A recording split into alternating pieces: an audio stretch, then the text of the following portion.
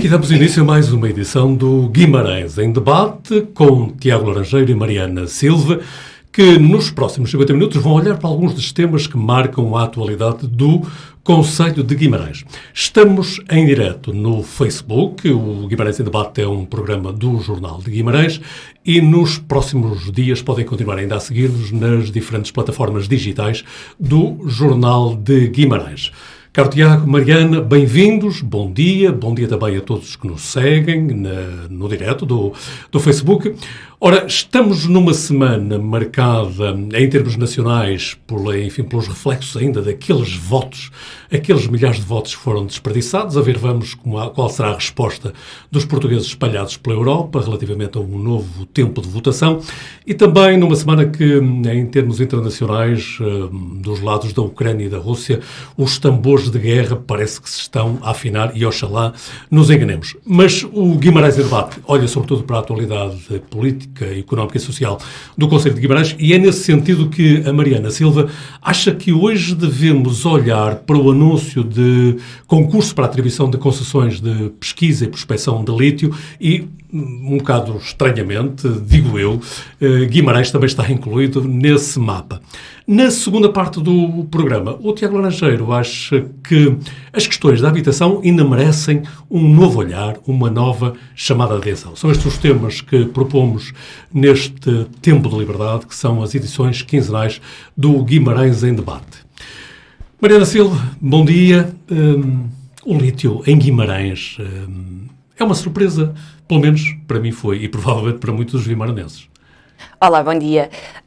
Resolvi trazer o tema do lítio, da exploração de minerais, no fundo. Fala-se muito do lítio porque é o mineral que agora está mais em voga e que está mais associado a uma descarbonização e a uma evolução no que diz respeito também ao desenvolvimento digital. Como sabemos, é necessário para as baterias e muito este argumento tem sido utilizado para descredibilizar o argumento daqueles que colocam esta exploração em causa. Ora, começando por aqui, colocamos a exploração em causa porque nos traz dúvidas relativamente à quantidade de lítio que existe em Portugal e se vale economicamente ou não, se é válido para Portugal economicamente ou não a exploração deste mineral e dos seus minerais associados em relação a outro tipo de atividades, a outro tipo de economias, à agricultura, ao turismo, em que estas zonas que estão para prospecção e algumas já para exploração, a norte, porque é necessário ter os terrenos com água, onde existe muita água, onde existe lítio, e por isso mais a norte é que nós vemos este interesse de fazer a pesquisa, de fazer a prospecção, de perceber se existe ou não este mineral tão importante, mas é necessário perceber se nós temos em quantidade suficiente que economicamente valha a pena pôr em causa outras atividades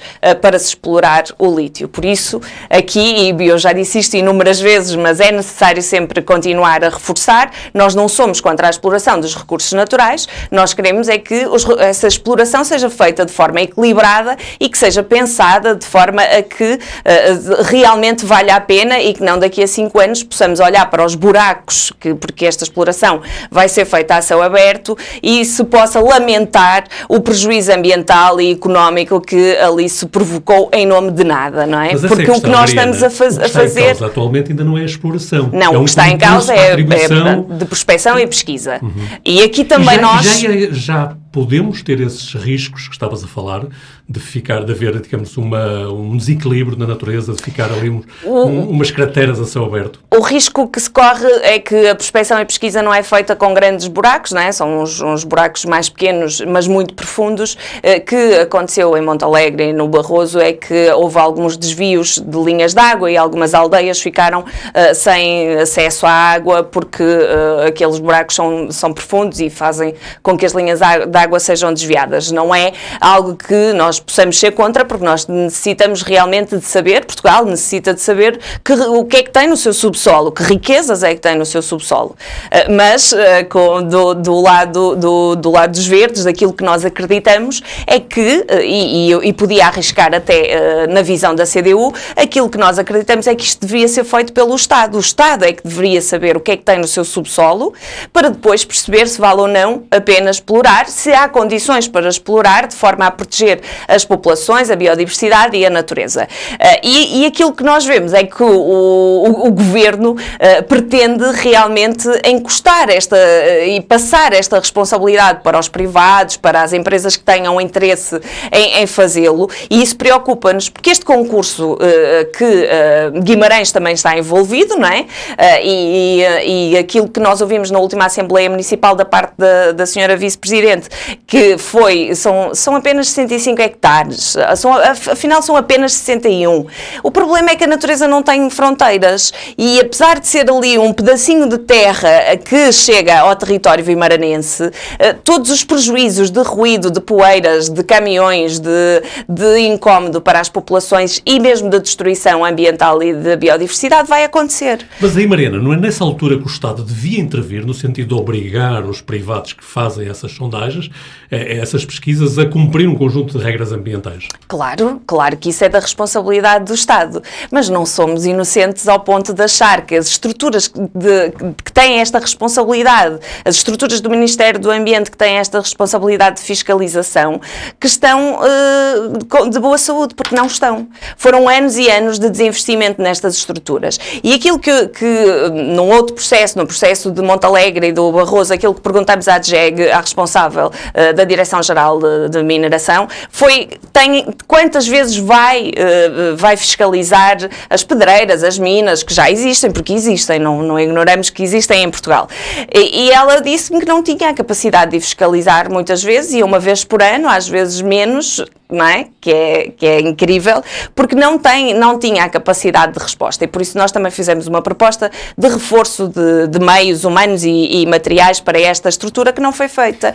Por isso nós não podemos acreditar que o Estado exige que se faça esta fiscalização, mas sem meios.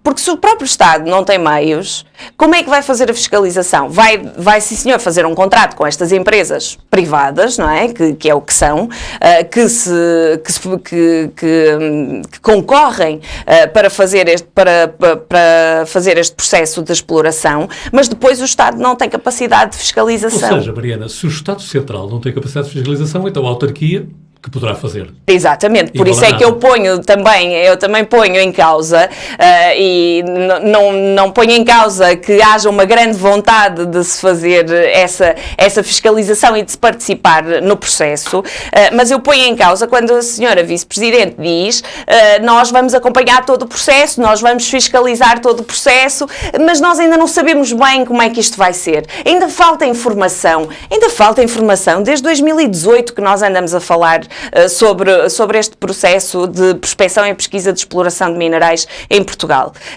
Falta informação de quê? Foram surpreendidos, afinal, a senhora Vice-Presidente diz que não, na última Assembleia Municipal, diz que não foi surpreendida, que participou em todo o processo.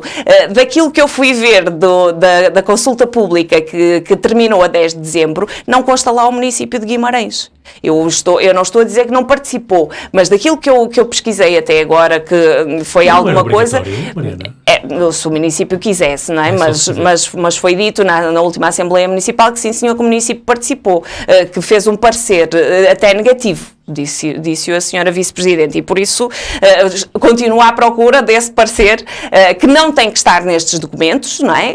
Finais, pode ter mandado o documento só para o Ministério do Ambiente ou para a APA, não sei, mas não consta o do município de Caminha, de Ponte de Lima, de uma série de freguesias, mas não consta o do município de Guimarães, e por isso eu vou continuar à procura. Mas não havendo razões para duvidar da palavra. Exato, não havendo razões, agora dar a conhecer convinha saber. Porquê? Porque desde o início que nós acusamos... vai pedir para conhecer esse documento? Sim, com certeza, porque nós precisamos de o conhecer, precisamos de saber, e até penso que foi o deputado Emílio Guerreiro que perguntou o que é que dizia no parecer, porquê que se deu um parecer negativo, não é? É preciso transparência no processo, e é isto que se exige desde o início, tanto ao Governo como aos municípios, que exijam transparência, e as populações exigem isso. Nós precisamos de informação, porque não estamos no tempo em que se abre um buraco num território, no interior, onde há menos gente, onde supostamente há menos informação, e as pessoas ficam caladas. Isso já não é verdade.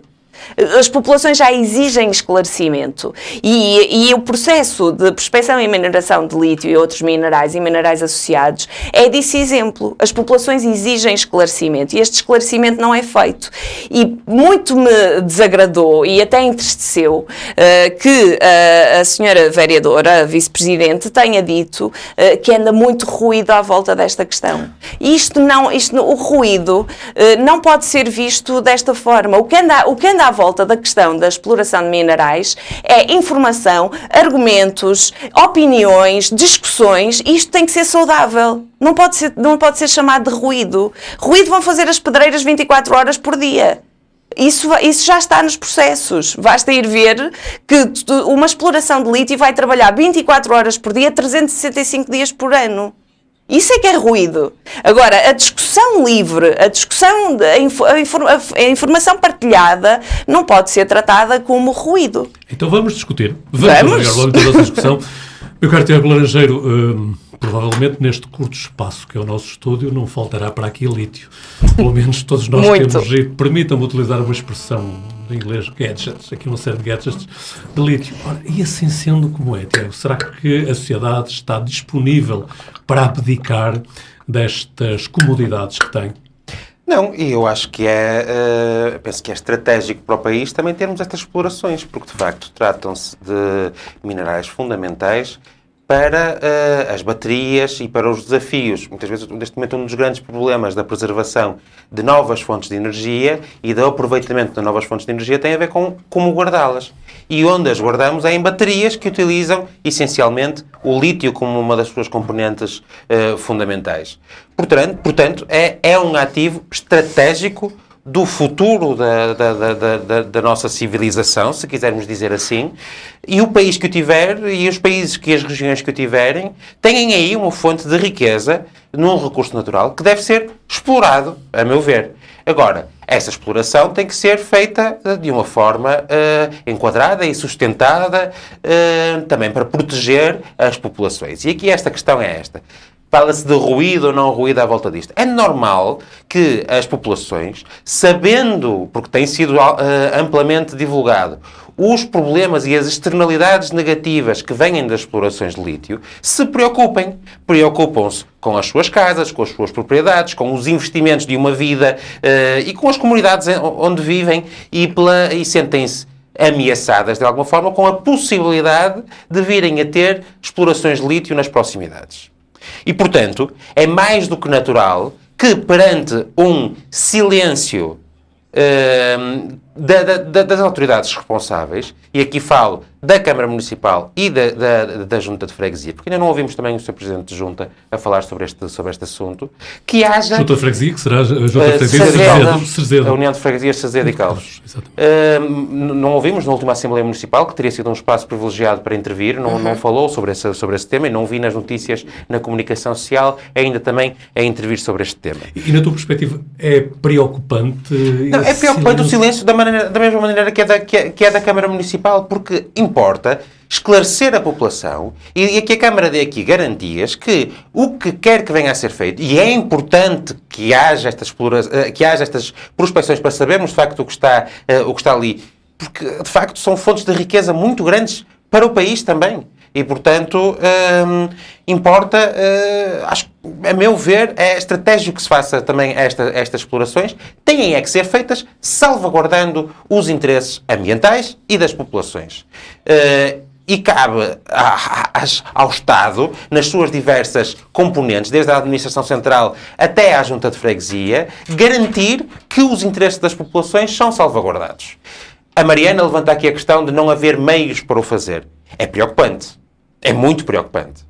Porque se o Estado não cumpre com o seu dever de regulador e de fiscalizador, não está a cumprir com aquilo que é a sua função mais elementar e aquela que é mais transversalmente aceite, independentemente do posicionamento político de cada um. Portanto, de facto, aqui o papel fundamental é fiscalizar, regular e garantir que os interesses são salvaguardados. E nós o que vemos neste caso é que, de facto, há um silêncio ensurdecedor, como se costuma dizer, por parte do município. Porque eu lembro-me que a Mariana, já há mais de um ano, que questionou a Câmara sobre esta questão na Assembleia Municipal. E, na altura, foram todos apanhados de surpresa, porque ninguém sabia bem do que é que se estava a falar. E agora parece que, não sei quanto tempo depois, volta a ser toda a gente apanhada de surpresa e continuamos sem saber aquilo que é a posição da Câmara e aquilo que a Câmara está a fazer neste sentido. Depois de virem as notícias a público, já sabemos que o Sr. Presidente de Câmara foi reunir com o Ministro do Ambiente. Depois de virem as notícias a público. É a primeira iniciativa da qual nós temos, efetivamente, conhecimento. Importa, acima de tudo, compreender qual é a posição da Câmara Municipal. Quais são os riscos identificados? O que é que a Câmara pretende fazer para salvaguardar os interesses da população nesta fase que ainda é, como se disse, uma fase de prospecção. Mas é normal que as pessoas se sintam alarmadas e, portanto, cabe à Câmara esclarecer e dar garantias de que os interesses das pessoas, os interesses ambientais também, serão salvaguardados nesta fase do processo. Tiago, estás aqui neste espaço não em representação do PSD, obviamente representas-te apenas a ti próprio, mas não te pergunto o que é que o PSD vai fazer, mas o que é que o PSD local deveria fazer nos próximos tempos para garantir essa qualidade de informação e de acompanhamento? O PSD já fez. O Bruno Fernandes interveio na Câmara Municipal precisamente no mesmo sentido daquilo que eu estou aqui a dizer. Que o silêncio da Câmara não é compreensível. E a inação da Câmara Municipal também não é compreensível. E que, de facto, há razões... É natural que haja algum alarmismo por parte das populações, principalmente devido ao silêncio da Câmara Municipal, que é a entidade que, neste caso, deve salvaguardar aqui os interesses. E na Assembleia Municipal, como a Mariana também já disse, o Emílio Guerreiro, o líder da bancada do PSD na Assembleia Municipal, interveio também no mesmo sentido, de procurar esclarecimentos e procurar perceber qual é, efetivamente, a posição da Câmara Municipal sobre isto. E as respostas continuam a ser bastante vagas.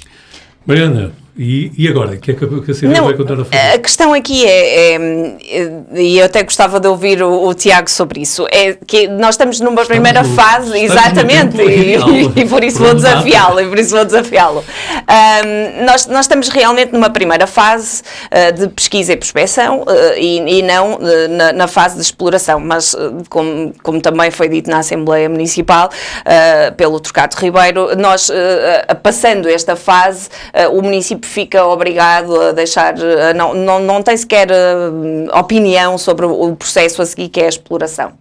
Só tem opinião na primeira fase de prospecção e pesquisa. E aqui nós acreditamos que todos os municípios são a favor da prospecção e pesquisa, porque é o que eu digo, o que eu disse desde o início, é preciso saber quais são as nossas riquezas e a riqueza do subsolo. Mas a questão é o como. A questão é que esta primeira fase devia ser um plano estratégico do governo. O Estado é que devia saber, é que se devia responsabilizar por saber o que é que tem no seu subsolo, que riquezas é que tem, e não dar às empresas privadas nacionais e internacionais, porque isto vai ser um concurso internacional. E por isso, perceber se realmente existe aqui, e porque sabemos que temos esta divisão de opiniões entre o privado e o público, mas eu acho, e não querendo condicionar a resposta do Tiago, mas eu acho que ele concordará que é da responsabilidade do Estado saber as suas riquezas e não que venham os outros descobrir quais são as suas riquezas. Pronto, então está bem. Melhor, de facto, são recursos coletivos que importa salvaguardar, mas o Estado não tem que ter os meios, e lá está, se o Estado não tem sequer os meios para fiscalizar, que meios é que tem para explorar ou para fazer a prospecção? São precisos meios técnicos altamente especializados. E esta é toda uma indústria com necessidades e tecnologias muito específicas e requisitos muito específicos e que, de facto, os Estados não têm nas suas funções, a meu ver, fazerem esta prospecção. Cabe ao Estado salvaguardar e delimitar bem aquilo que pode ser feito ou não pode ser feito, e garantir que qualquer a externalidade negativa que resultam sempre da exploração de recursos naturais estão salvaguardados e devidamente compensados. Isto é outra questão. Pronto. Então, cá vamos nós, para esta divergência que tem um sentido, não é? Que este processo de prospecção e exploração,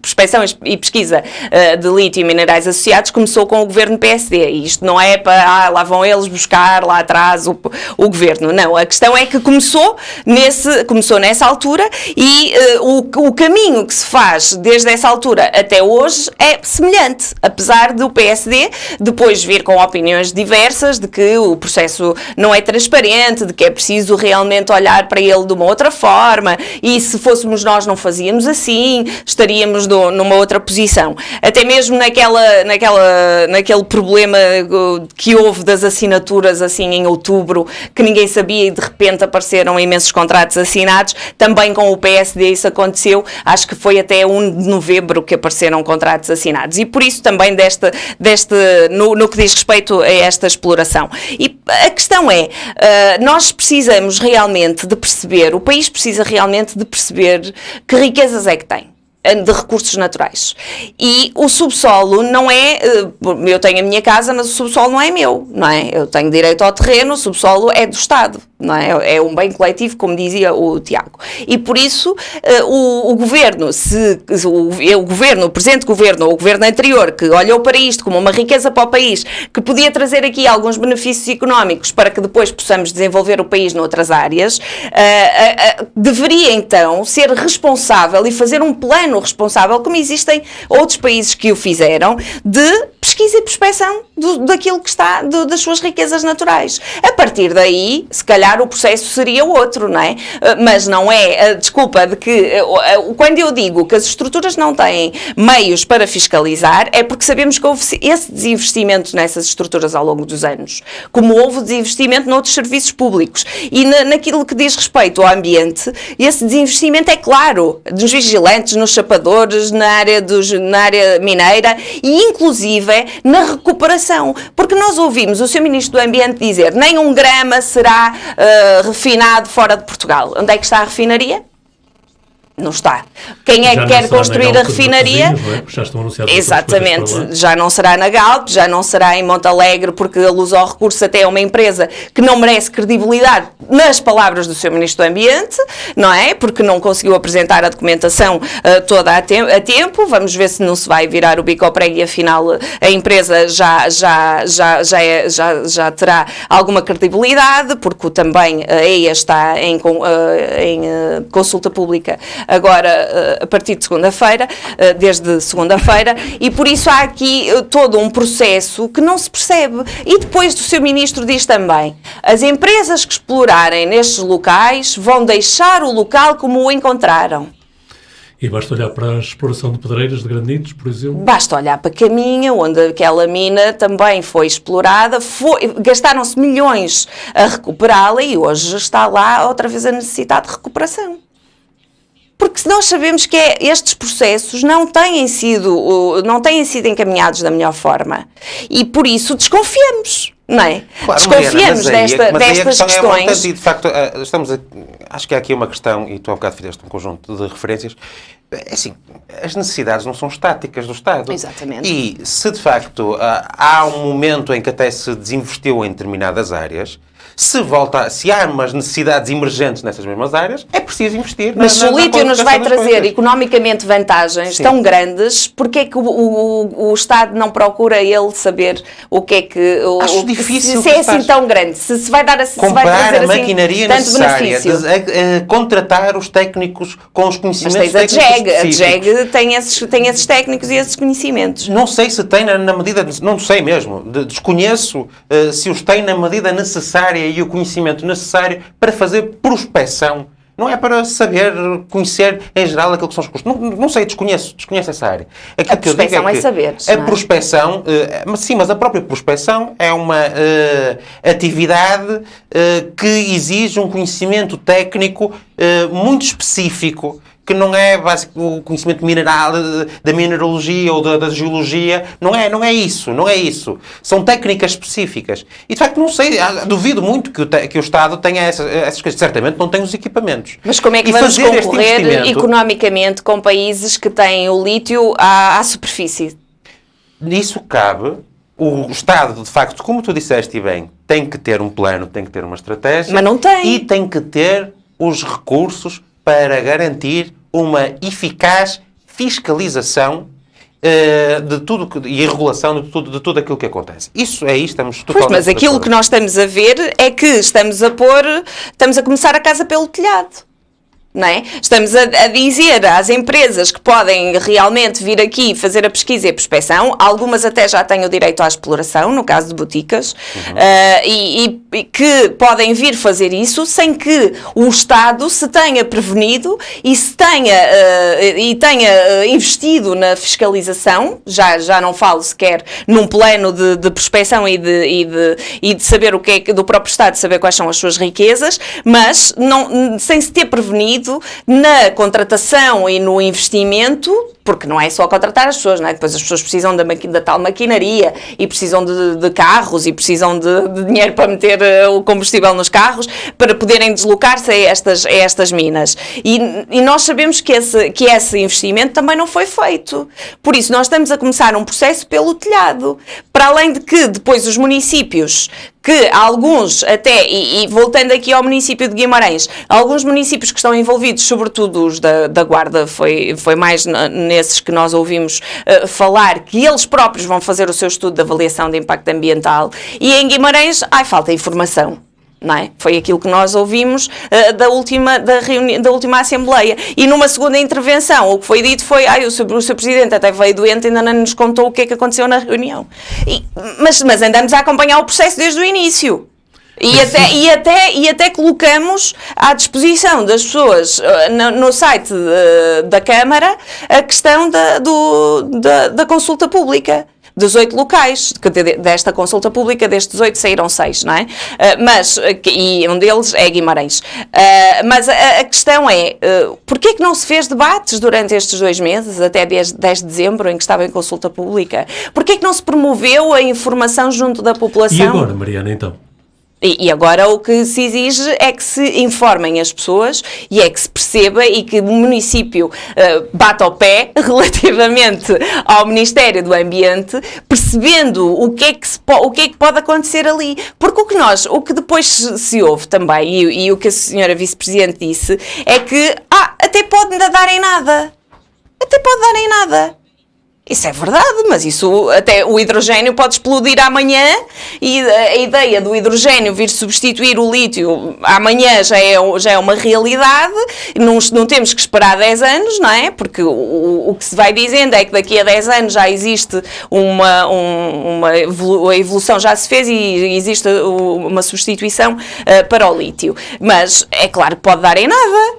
Não é? Ou pode dar em nada e afinal nós não termos ali quantidade de lítio suficiente para ser e que seja economicamente viável, mas nós não podemos estar agarrados ao pode dar em nada, porque isso parece-me que foi o que a Câmara fez. Agarrou-se ao pode dar em nada e afinal em fevereiro de 2022 tem um problema ao colo, que é resolver este problema junto da população de Cerzedo e Calvos. Como é que se vai resolver esta questão e que dificuldades é que vão surgir nesta prospecção e pesquisa e depois futuramente na exploração. E nisso nós não estamos a ver vontade do município em esclarecer. Tiago, é essa a questão? O que é que vai acontecer? É essa a questão, tal como falamos. De facto, aqui, por um ponto de vista de princípio, e encerrando praticamente o tema, não é? Há aqui o Estado e as administrações central ou local, portanto os municípios também, podem ter uma postura reativa ou proativa perante os problemas. E, de facto, aquilo que nós temos visto em Guimarães, em diversos domínios, e neste em particular, é que tem tido uma postura passiva e extremamente reativa apenas. Portanto, estando ou não nas suas competências identificadas e nas suas responsabilidades, etc., o papel de um município é zelar e pugnar pelos interesses da população e pelos interesses das comunidades. Portanto, podendo estar aqui, de alguma forma, ameaçado, ou pelo menos as pessoas sentindo-se ameaçadas perante uma possível exploração de lítio no território, cabe à Câmara salvaguardar, esclarecer e estudar o problema. Que teria feito, a acreditar nas palavras da Sra. Vereadora Adelina Pinto, dando um parecer negativo. Que não se conhece, portanto, é tal questão. Se não há comunicação, se não há transparência, se nós não sabemos qual é efetivamente essa posição, não sabemos, acreditamos na palavra da Câmara, naturalmente, mas efetivamente é estranho, com este avançar do processo, ainda não ter sido divulgado publicamente esse documento, por exemplo. E quem diz diz outras coisas, que é, este processo, como a Mariana disse, é um processo que se arrasta já há vários anos. Portanto, ninguém aqui foi apanhado de surpresa, ou melhor, podem ter sido apanhados de surpresa, mas não foi por falta de aviso, e não foi por falta de se saber que isto era uma possibilidade. E assim sendo, Mariana Silva... Podia dar em nada e por isso foi melhor empurrar com a barriga, não é? E até agora estarmos com o menino no colo e não sabermos muito bem o que é que lhe havemos de fazer. Mas essa exigência da CDU de conhecer o parecer não vai dar em nada. Vai continuar a exigir conhecer esse parecer. Vamos exigir conhecer o parecer e não me parece que a Câmara se negue a enviar-nos o parecer, não é? Nós tentamos por outras vias, até porque também não é fácil, se o site da Câmara Municipal de Guimarães é aquela dificuldade, e eu continuo a dizer, porque eu tenho esperança que alguém na Câmara me ouça e que façam um site que seja muito mais acessível, a que todos possam ir lá buscar a informação que pretendem, e isso traz transparência na governação e por isso as pessoas podem saber realmente o que é que está a ser feito por este Executivo, que foi eleito legitimamente, mas na APA também não é fácil, e por isso eu vou continuar à procura e vamos exigir este parecer para percebermos realmente o que é que a Câmara alegou, porque não basta dizer que queremos a capital europeia verde, para dizer que não queremos aqui a mineração. Até porque pode não entrar no território, mas a natureza não tem fronteiras e o Seixoso está ali a fazer fronteira com Guimarães e todos os prejuízos que acontecerem do lado de lá vão se sentir aqui, não é? E por isso é preciso saber realmente o que é que este parecer diz e qual é a opinião da Câmara neste início, porque a seguir vem mais informação e se calhar vai mudando também a opinião. Vamos ver. Em debate estará atento para trazer aqui novamente o assunto sempre que se revelar importante. Ora, uma das questões que já tem passado aqui pelo Guimarães em debate tem a ver com as questões da habitação em Guimarães. E nesse aspecto concreto importava recordar uma pequena passagem da presença da senhora Vice-Presidente da Câmara, a vereadora Adelina Pinto, na última sessão da Assembleia Municipal, em que abordou precisamente esse problema da habitação em Guimarães, e era precisamente essas palavras que queríamos agora recordar. A questão da habitação também já expliquei e, portanto, está num contexto muito conceitual. Eu queria reforçar que a questão da habitação é uma competência nova a esta área.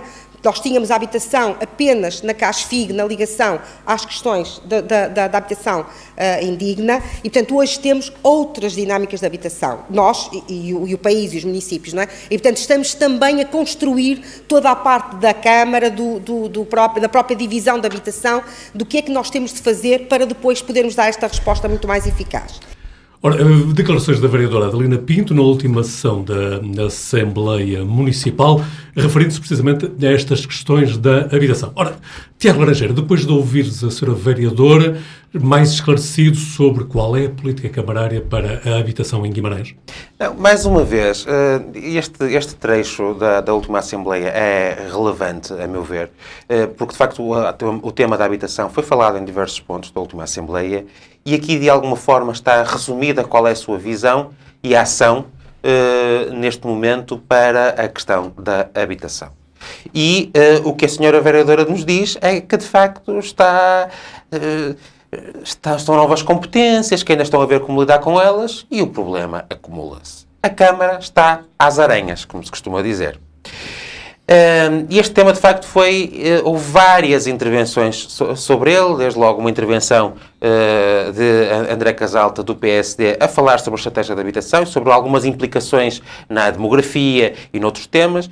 E, por exemplo, foi falado o tema que também já aqui falamos sobre as áreas de reabilitação urbana e os documentos das ORUs, que são as estratégias para as ARUs, e tivemos também aí a novidade que a Câmara está a mudar a abordagem, vão avançar com mais ORUs, que são planos de operacionalização das ARUs a breve prazo. É uma boa notícia para o Conselho, porque de facto permite aceder a financiamentos para a requalificação do espaço público nas áreas identificadas e também criar um quadro favorável para o investimento privado nessas mesmas áreas. E é importante referir que em Guimarães, por exemplo, existem 15 ARUs, só 2 ou 3 são na cidade, o resto são espalhadas pelas vilas do Conselho e que, portanto, existem aqui instrumentos para a Câmara intervir na revitalização e no investimento da requalificação dos centros cívicos dessas freguesias. E também para criar um quadro favorável para o investimento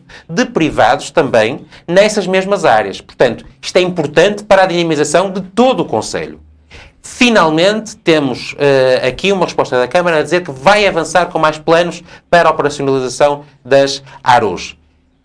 O que é estranho é que, há exatamente um ano atrás, eu intervim também na Assembleia Municipal sobre este mesmo tema e a resposta foi diferente, que estavam a ver, que não se sabiam. E, pelo meio, vai-se perdendo tempo, porque desde 2015 que se está com a criação de ARUs e a sua implementação, a sua concretização, vai sempre tardando. Quanto é que não se perdeu já desde 2015 na operacionalização das ARUs? Mas, no fundo, é uma boa notícia, de facto. E voltando à estratégia para a habitação. Diz-nos a vereadora que a Câmara continua a estudar, a repensar, a analisar as suas competências, que são coisas novas. Mas esta semana saiu uma notícia que eu até partilhei, não sei se têm aí à mão. Não, no momento não temos, mas já tentaram. Sobre a estratégia que Famalicão anunciou, a estratégia local de habitação. E que, de facto, Famalicão anuncia...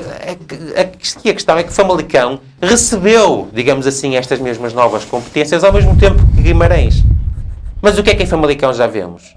Têm uma nova estratégia local de habitação e têm já preparados candidaturas ao PRR de 152 milhões de euros para responderem às necessidades identificadas.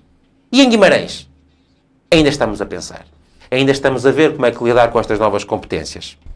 De facto, aqui também vemos que os municípios podem ter diferentes atitudes perante os problemas. E no caso concreto, vemos municípios vizinhos que se debatem com problemas na área da habitação a assumirem estratégias muito diferentes. E aqui o termo comparativo é que, de facto, perante uma competência nova para as câmaras municipais, uns estão mais avançados, uns já estão a executar e a aproveitar as oportunidades que vêm, e outros, como Guimarães, ainda estão a pensar como se este problema fosse uma coisa... Tiago, já voltaremos aí, porque agora impunha-se ouvir a Mariana Silva, até porque a Mariana tens... Já noutros Guimarães em Debate tens trazido aqui a questão da habitação, que é um tema caro também. Sim, a habitação é um tema importante para Guimarães, sobretudo discutiu-se também muito durante a campanha eleitoral das autárquicas e em que parecia que o Sr. Presidente da Câmara tinha todo um plano já pensado e estruturado para a habitação para Guimarães, prometendo imensas casas e prometendo que a construção e a habitação em Guimarães traria um novo fôlego, não é, nesta área, mas na minha opinião, continuamos a ter aqui um problema, que é a alteração da lei de arrendamento para que estes preços se controlem, porque não é possível pagar uma renda no centro da cidade. Ainda ontem fui pesquisar, só por curiosidade, um T0 no centro da cidade de Guimarães custa 650 euros. Um T0 é um espaço único de 52 metros quadrados. Quer dizer, é terrível que se pratiquem estes preços numa cidade em que a maior parte das pessoas pessoas têm salários mínimos, não têm um salário que se adapte a estas condições, e por isso é essencial olhar para esta lei do arrendamento, alterá-la e trazer algum equilíbrio àquilo que são as rendas também em Portugal, a nível nacional. E depois o extrapolar para cidades como Guimarães não se percebe, que fica muito semelhante às grandes cidades como Porto e Lisboa, e que o problema aí é diferente, porque se nós formos para o centro da cidade, nós percebemos que há muitas casas vazias. Se nós formos para as habitações do Iru, nós percebemos que há muitas casas vazias. Mas depois, aquilo que nós sabemos da parte da CASFIG é que há uma lista de espera enorme de pessoas a necessitar de casa. Então como é que se explica? E como é que se explica isto, não é? Como é que se explica? Não tem explicação para isto. A explicação é porque não há aqui um enquadramento na lei que ponha termo a estes arrendamentos exageradíssimos. E depois, a explicação é que continuamos a exigir ao município que faça um relatório e que perceba quantas casas abandonadas existem em Guimarães, no seu território todo. Quantas existem? Porquê que a senhora Ministra porquê que a senhora Vereadora fala de aquisição de terrenos para a construção e falou-se também na altura da aprovação do orçamento, na aquisição de terrenos para a construção de habitação? Porquê que não se vai ver as casas abandonadas que existem e não se percebe que plano é que se pode fazer para que possamos, de alguma forma, utilizar estas casas para as respostas? Para atuar nesse sentido? Mas o município disse que ia fazer isso, o seu Presidente prometeu isso na campanha, já nos esquecemos. Não nos podemos esquecer, nem o seu Presidente se pode esquecer daquilo que disse. E aquilo que disse era que, sim senhor, estava num caminho de procurar saber quantas casas abandonadas existiam no território e o que é que se poderia fazer com isso. Agora vimos pontas soltas, porque ontem porque na Assembleia Municipal a senhora Vereadora até dizia que até já falava de habitação e de residências universitárias. Já misturava ali um bocadinho tudo. Claro que também faltam residências universitárias. Claro que a política de atração dos estudantes da Universidade de Minho para ficarem em Guimarães também passa pela habitação. Tem que passar por outras estratégias, mas também passa pela estratégia da habitação. Mas aqui o que se estava a discutir é a habitação e temos que nos centrar na habitação. O Iru, há um problema de anos do Iru, desde 2014, nós estamos em 2022. Que é um problema que não se resolve com o Iru, que é a questão do aumento das rendas e é a questão da conservação do património do Estado. E o município não consegue, primeiro era porque não conseguia, porque o governo não era da mesma cor e não se conseguia conversar. Há 6 anos que o governo é da mesma cor e, afinal, os problemas continuam na mesma. Agora, quando o governo, como é maioria e é da mesma cor, pode ser que agora se resolva definitivamente. Sim, o problema era mas se calhar éramos nós o problema. Mas aqui a questão é que há uma série de problemas que a senhora Vereadora não pode vir dizer que são novas competências. Mas também da opinião que o Tiago falava há pouco, que Guimarães está a marcar passo. Eu não sei se era esta a expressão que o Tiago utilizava, mas a ideia seria esta. Mas é isso, não podemos ouvir da boca dos responsáveis que são novas competências. Novas competências de problemas antigos. De problemas mais que reconhecidos. Mariana, permite-me, nós temos aqui visões diferentes quanto a como intervir nas coisas, Sim. mas identificamos o mesmo problema. Claro que da parte do PSD... das alterações legislativas, da parte do PSD... Da habitação social, sim. Da habitação social. Da habitação social é outra questão. Mas, exatamente. Facto, mas aqui também está... No mercado em geral, nos arrendamentos de que tu falas, que têm o preço elevadíssimo... A da alteração da lei. Há, de facto, assim... Claro que nós temos uma outra visão, que as pessoas são livres de fixarem o preço que quiserem para o seu próprio imóvel, que depois pode ou não encontrar procura para aquele preço. Agora, a Câmara Mas o Estado deve ter uma intervenção também moralizadora, talvez, diria. A partir do momento em que tem as pessoas a viver em condições que não são condignas. Os municípios têm muitos instrumentos à sua disposição para regularem do lado da oferta. Têm instrumentos, desde logo, pelo PDM. Ou pelas ARUs e ORUs, são outro instrumento para promoverem a reabilitação de imóveis. Mas, Ou Presidente da como os Câmara, regulamentos, ou pelos regulamentos, como existem os regulamentos específicos de áreas como o centro histórico, em que pode, de facto, intervir para obrigar a reabilitação ou pelo menos promover muito fortemente a reabilitação de imóveis e a sua ocupação. Há instrumentos. De facto, há aqui novas competências em geral na área da habitação, mas os instrumentos em geral já lá estavam para quem quisesse intervir nestas áreas. Já existem há muito tempo. São os PDMs, é a abertura de novas áreas de construção, é flexibilizar em algumas áreas algumas coisas, criar incentivos à reabilitação. Isto está no programa do PSD desde 2013, pelo menos. E antes disso já tínhamos a proposta da Sociedade de Reabilitação Urbana, que era uma parceria entre municípios e privados. Portanto, existem imensas propostas, imensas iniciativas por diversos municípios do país para promoverem, de facto, a dinamização do mercado imobiliário, a surgimento de nova oferta, que, com nova oferta, lá está, há uma expectativa, e normalmente isto acontece, que diminuem os preços médios. Mas até lá? Até lá já se passaram 20 anos, Exatamente, Mariana. Até lá, a Câmara Municipal passou os últimos 20 anos a marcar passo. E agora, ao fim de 20 anos, quando efetivamente já não se pode fugir de maneira nenhuma de dizer que não tem competências nesta área, de facto agora ainda continua a pensar. E nós olhamos para Famalicão, que já tem um plano delineado até 2026 para executar estes 152 milhões de euros de candidaturas que tem preparadas. E Guimarães ainda não sabe o que vai fazer. E, portanto, isto, de facto, é também preocupante. Guimarães, nos últimos censos, também percebeu que tinha perdido população. E isto é uma das causas. A habitação é uma das causas. Porque todos nós sabemos que em Braga existiam imensas casas vazias porque construiu-se de uma forma avassaladora. E agora não há. Não é? E quantos vimaranenses fugiram para Braga? Ou fugiram para Famalicão, onde também não há casas para alugar? Ou fugiram para as proximidades do concelho? E porquê é que nós no concelho continuamos a ter casas vazias? E só agora é que este executivo, que já lá que tem as mesmas pessoas, basicamente, é que percebeu que isto é uma questão. E que isto é um problema e que é preciso olhar para ele de forma séria e responsável. Agora, não podemos olhar para problemas antigos e encará-los como se fossem novos, porque não são problemas antigos. Mas eu sinto da tua análise e também da do Tiago uma espécie de uma inoperância da Câmara. Qual é a explicação que encontram para isso? António, a inoperância da Câmara é ouvirmos a senhora vereadora a dizer que é uma nova competência que ainda andam a ver. Como assim? Mas chegaram lá hoje? Não chegaram lá hoje? Nós devemos, aqui no caso da habitação,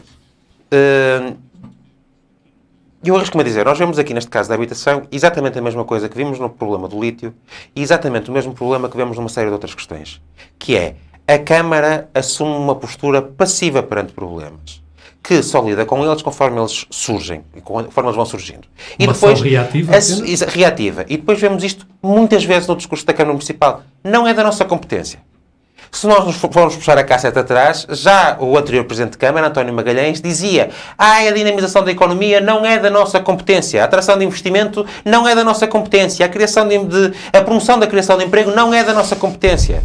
Depois não é da nossa competência a habitação, só a habitação social, mas também a habitação social não é da nossa competência a Emboladora, nem outros bairros, porque isso é da IRU, não é connosco. Sim, não é da nossa competência. Não é da nossa competência. Nunca é da competência até passar a ser. Mas os problemas estão lá. E são problemas das pessoas.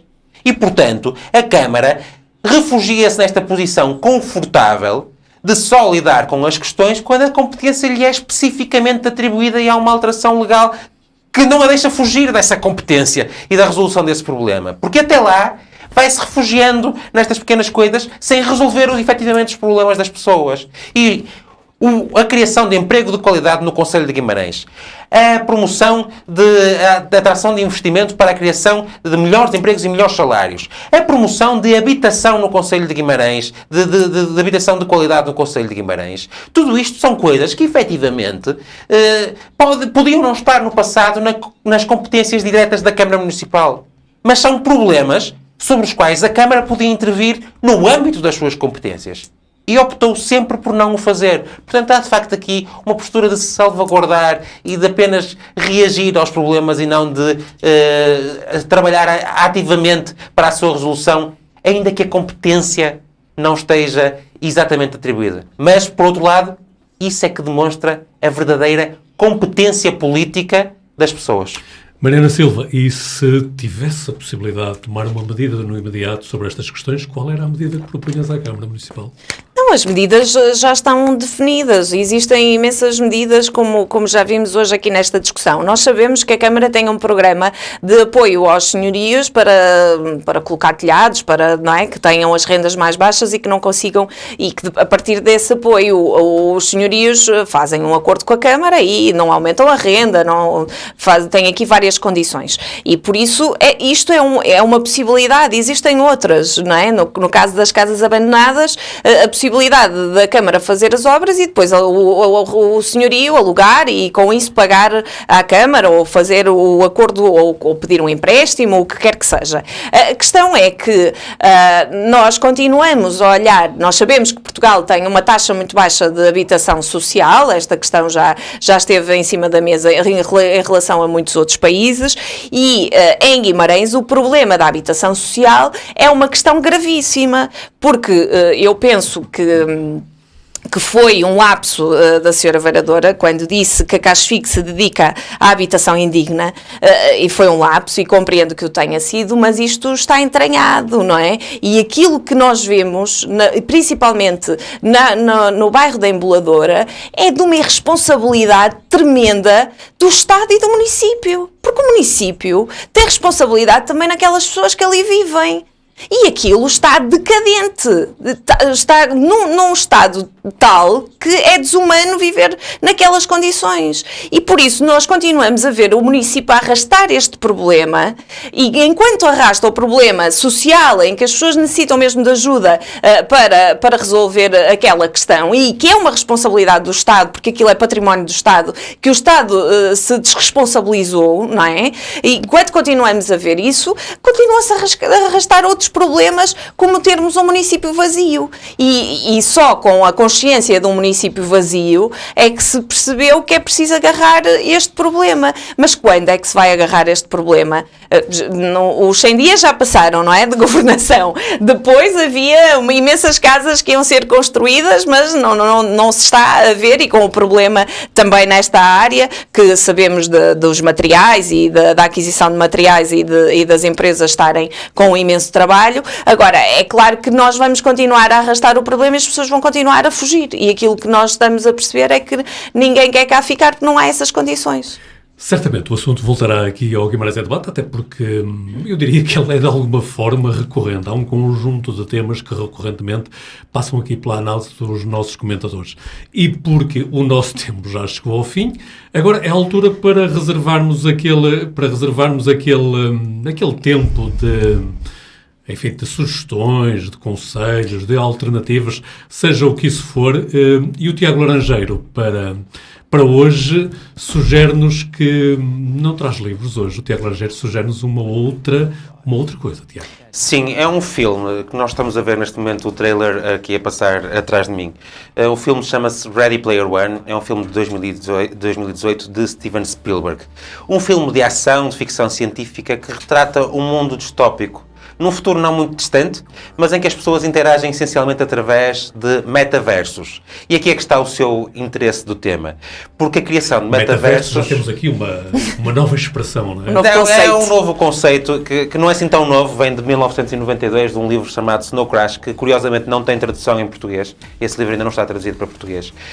E tem um filme que está a ser feito sobre o Snow Crash desde os anos 90, mas que ainda não foi terminado. Agora, este filme de 2018, de Ready Player One, de facto está muito interessante. E é aquilo que o Pacheco Pereira chamava nos seus programas o dinamite cerebral. Entretém e põe as pessoas a pensarem sobre futuros alternativos que nós podemos ter. E neste caso, os metaversos são umas realidades virtuais, ou melhor, digitais. Eu não gosto muito desta questão do virtual, porque isto é bastante real, em que as pessoas interagem, trabalham, entretêm-se, jogam e socializam num mundo digital. E, portanto, isto, neste momento, com o avançar da tecnologia, está neste momento a receber ampla atenção. O próprio Facebook converteu o seu nome no final do ano passado de Facebook para Meta, precisamente para sinalizar uma mudança estratégica para o investimento nesta área. E há, de facto, já imensos projetos a serem desenvolvidos na criação de metaversos. É um tema do presente, mas também do futuro, que está uma realidade emergente e que é importante que nós todos estejamos conscientes dela e daquilo que pode trazer ou não para o nosso futuro. E este filme pode nos deixar a pensar e introduzir-nos a este tema, daí ficarem aqui com esta sugestão. E suponho que a Mariana Silva irá ficar em algo mais analógico. Exato, eu vou ficar em algo mais necessário e que também me trouxe e também fez com que eu sugerisse este tema para hoje, que é uma sessão pública que a CDU vai promover no Convívio quarta-feira, dia 23 de fevereiro, sobre o lítio, sobre este processo, e que teremos o João Pimenta Lopes, que é o deputado do PCP do Parlamento Europeu, e eu estarei lá também para conversarmos, para opinarmos, para perguntarmos, para trazermos soluções e para todos partilharmos esta questão e podermos sair mais informados e podermos sair mais consciencializados daquilo que poderá ou não acontecer, mas que é necessário discutir.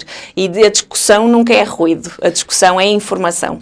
Recordando, Mariana, então, para quem eventualmente não estava atento, quarta-feira... Convívio, dia 23, às 18 horas. Às 18 horas. Sim. Portanto, uma sessão para falar sobre o processo do lítio. No Seixoso, sim. Podemos também falar nos restantes, mas será mais focado naquilo, sim, no que está mais próximo. E desta forma, com duas sugestões que de algum modo também remetem para os temas deste programa, chegamos ao final de mais uma edição do Guimarães em Debate. A promessa que voltaremos de hoje a 15 dias com novos temas para análise, mas com os mesmos protagonistas neste Tempo de Liberdade, que são as edições quinzenais do Guimarães em Debate, que podem continuar a seguir-nos nos próximos dias nas diferentes plataformas digitais do Jornal de Guimarães. Por hoje é mesmo o final, a continuação de um fantástico sábado e de um melhor fim de semana.